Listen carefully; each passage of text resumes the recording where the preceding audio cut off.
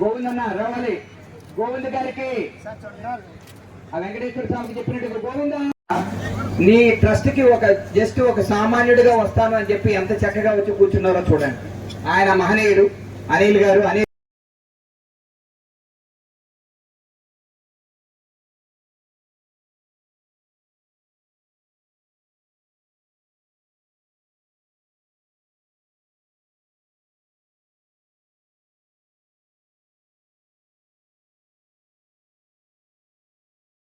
పోతే మన ప్రాంతం చాలా నష్టపోతుంది, మన విశాఖ పార్లమెంట్ చాలా నష్టపోతుంది అని చెప్పి మాట్లాడరు.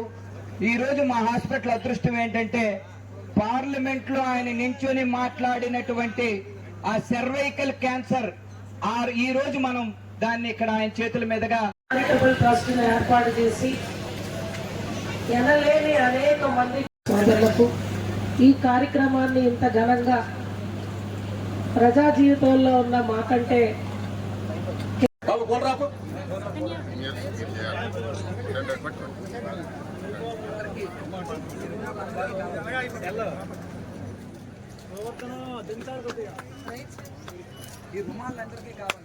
పొద్దున్నే మేము గవర్నమెంట్ టీచర్ అని భయం ఉంటే మాట్లాడరు, రెండూ లేవు.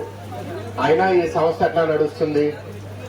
ఇట్లాంటి వాళ్ళు సమాజంలో అరుదుగా ఉన్నారు కాబట్టి డబ్బు ఇట్లాంటి వాళ్ళు ఎత్తుక్కుంటూ వస్తుంది.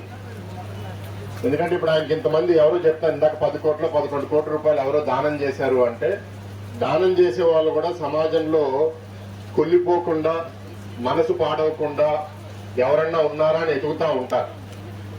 దొరికినప్పుడు మాత్రం ఇలా ఇస్తారు. కొందరు వెళ్ళి 1,00,000 రూపాయలు అడిగినా సరే ఇచ్చేవాళ్ళు ఉండరు. మరి ఇంక 11 కోట్లు ఇచ్చేదాకా వచ్చింది అంటే ఎంత పేరు సంపాదించారో మనందరూ ఒకసారి గమనించాలి. With this really divine cause being run by this trust, and I'll be happy to just get associated with this trust, and whatever I can extend my services from all means.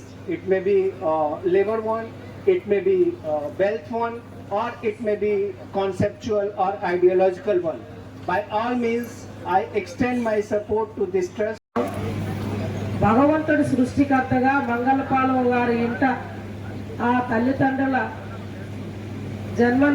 జన్మించిన సోదరులు జగదీష్ బాబు గారికి మన అందరి తరపున పాదాలకు నా నమస్కారాలు తెలియజేస్తున్నాను. అంటే ప్రజా జీవితంలో ఉన్న మేము ప్రజల కోసం పనిచేయాలి, ప్రభుత్వాలు పనిచేయాలి.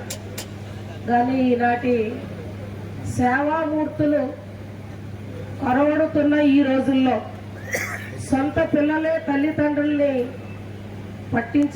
పట్టించుకోలేని సమాజ రోజుల్లో నేనున్నానని ఎన్నో కుటుంబాలకు భరోసా ఇస్తూ మన మంగళపాలెం గ్రామం నిజంగా పుణ్యమైన గ్రామంగా ఈ వేదికపై అనేక మంది పెద్దవాళ్ళు, ప్రజాప్రతినిధులు, ప్రభుత్వ అధికారులు దేశ విదేశాల నుంచి కూడా వచ్చి వారి యొక్క గొప్పతనాన్ని చూసి ఇక్కడ